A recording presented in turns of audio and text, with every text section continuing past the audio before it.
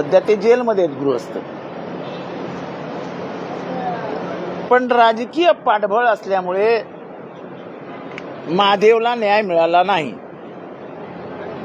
ही खंत पत्नीच्या मनात कायम होती. ती लढते बिचारी. पण हे बेशरम सरकार तिला काही न्याय द्यायला तयार नाही.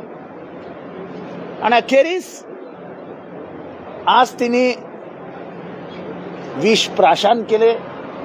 ती स्वतः विष प्यायली. पण काय चालू आहे महाराष्ट्रामध्ये?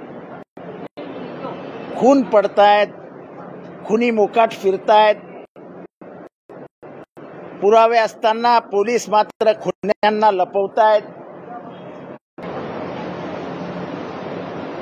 ज्ञानेश्वरी म्हणजे त्या महादेव मुंडेंचा खून कोणी केला हे अख्ख्या बीडला माहिती आहे. अख्ख्या बीडला मग संबंधित आरोपींना पकडण्यात पोलीस कचुराई का करतायत हा प्रश्न उभा राहतो.